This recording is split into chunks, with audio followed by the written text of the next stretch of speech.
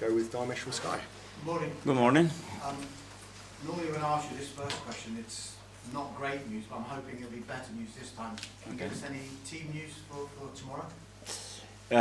Not a lot because we have another training session. We have to see how the boys are today. I feel they weren't able to train yesterday, but hopefully yes today. So we will have to wait and see. Gabriel? Wait and see. You're not going to give me any other clues on the... No, because I can't. No, because I don't want to. Okay. It's been some response since the international break. Yeah. The victory against Forest, the big win at Sporting. What does it say about the character of your players, and do you feel if it had gone away, you've got your Arsenal back?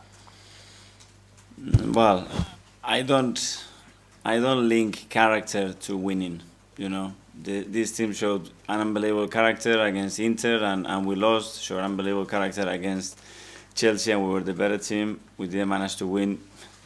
Same players, same intentions, being more efficient and winning matches. That's the difference. You got West Ham next. They suddenly look a different proposition after what happened on Monday. You know their manager pretty well, Lopetegui. What kind of relationship you have with him, and what do you make of him as a manager? No, I know him. We have friends. I have huge admiration for what he's done in the game. Obviously, he's from the same area as I am in the north of Spain, and yeah, obviously, is a team that now is in a high after the big win that they had against Newcastle away, and it's always a really tough opponent. So we know that. Liverpool setting a crazy pace at the top at the moment just now. Is it almost a feeling you need to be near perfect from now on? Well, if they continue that way, that's for sure. With the numbers they're producing, the amount of games they are winning.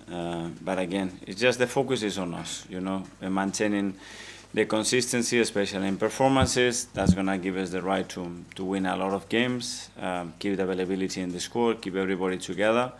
And this is a long run. If you can get that win tomorrow, you can sit back on Sunday. I've asked you a question about big games before. Will you be in front of the TV? Will you be watching this game? 100%. It's a big match, beautiful match to watch.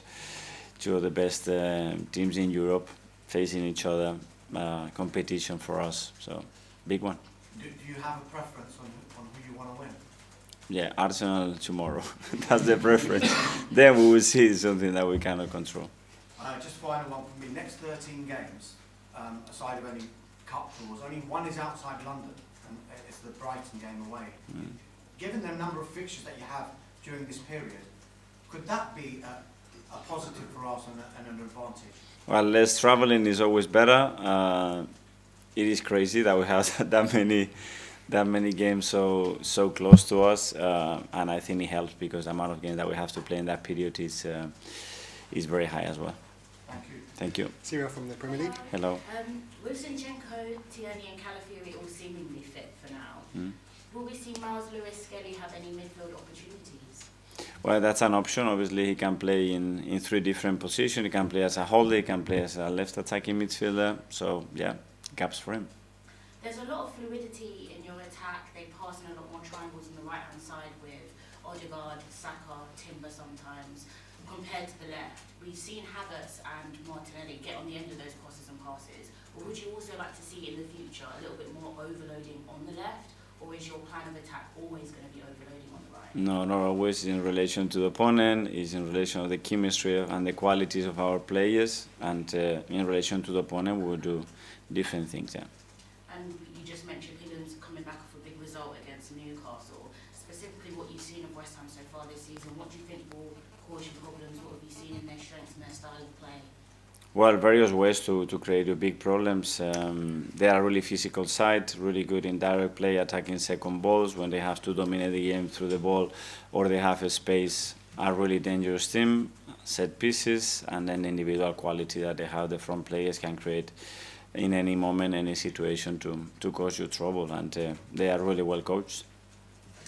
Thank you. Alex from the BBC.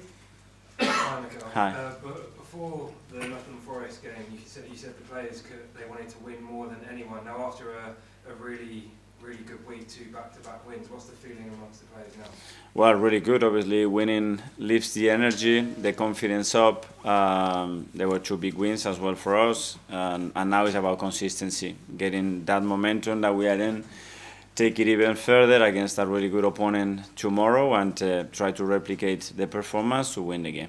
Does it feel like momentum is building after those 2 performances? I think so, but again, this is every 3 days, so it doesn't matter what you did yesterday. It's about the next day, the next performance, how you're able to sustain high-level performances throughout the games as well, because how competitive every opponent is right now, and that's what we'll try to do tomorrow. Brad, TalkSport.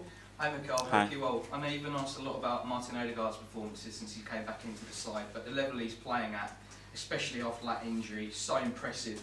Usually when we see players who have been out injured for a long time, it takes them a little bit of period to get back up to speed again, but what does it say about the level of his performances and his character, the fact he's come back in and hit the ground running so quickly?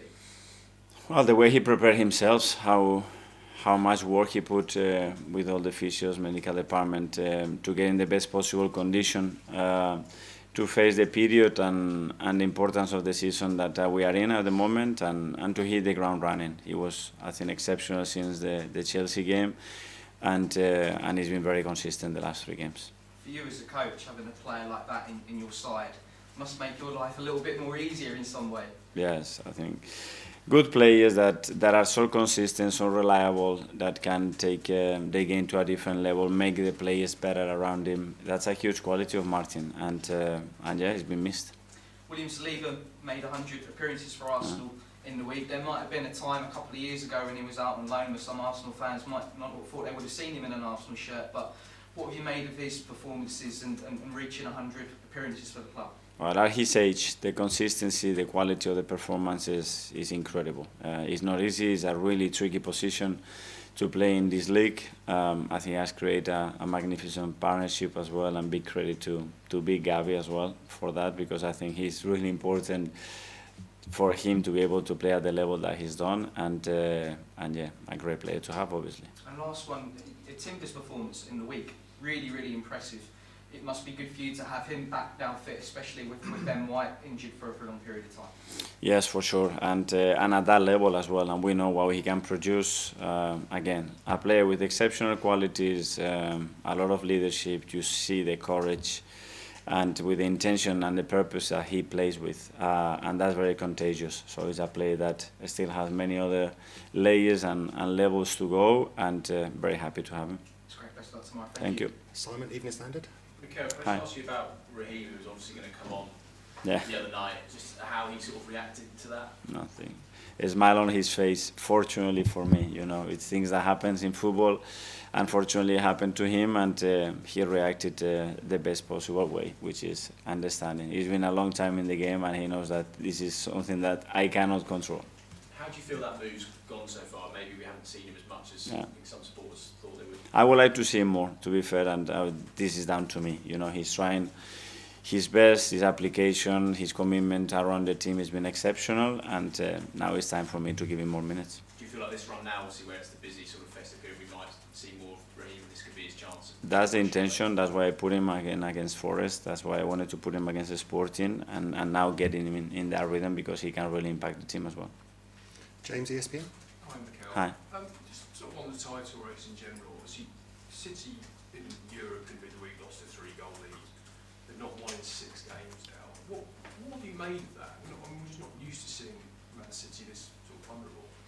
What I made of it is what they've done for 9 years. I think that's why people have to talk about how difficult it is, what they've done for 9 years consistently.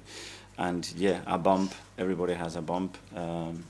For them it's very strange, because in 9 years they never had it, you know. But that tells you as well the level and the environment that we are in, that everything has to be almost perfect, you know. Performance has to be perfect, availability of your squad has to be perfect, things have to go your way.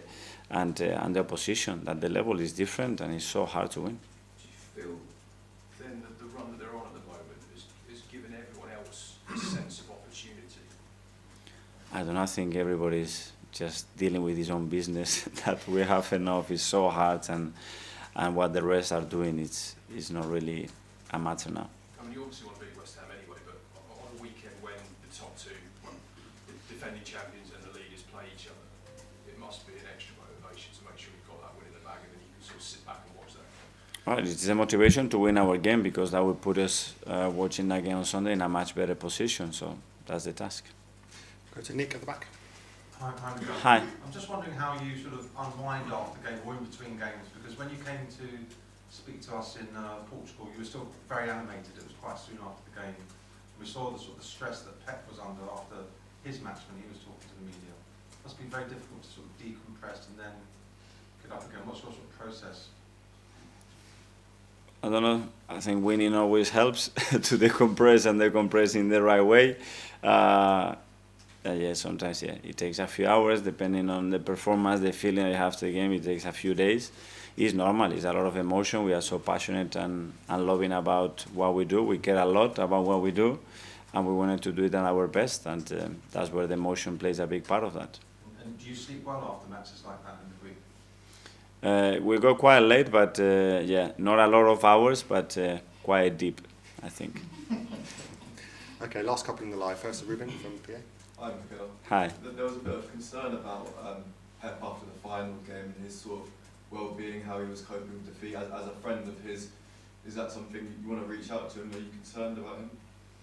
Yes, that's something very personal, but I feel a lot of sympathy for all my colleagues, because I know the job, I know how ruthless this industry is, I know how we get judged just by one thing, which is results, regardless that you've done exactly the same thing and the outcome becomes different.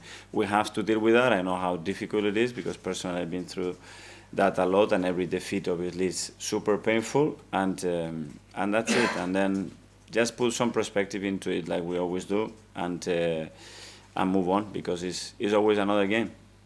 Kaya? Hi, Mikel. You spoke a lot about the importance of availability and how much it's helped you over the past few games.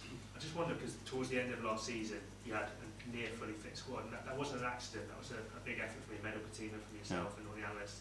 Have you done an investigation maybe internally as to why you suffered so much injuries? Because I know there's been a lot of bad luck, but there's other factors at play there as well. Yeah, well, that was a big difference between the end of last season and the previous one, availability, and you can tell that.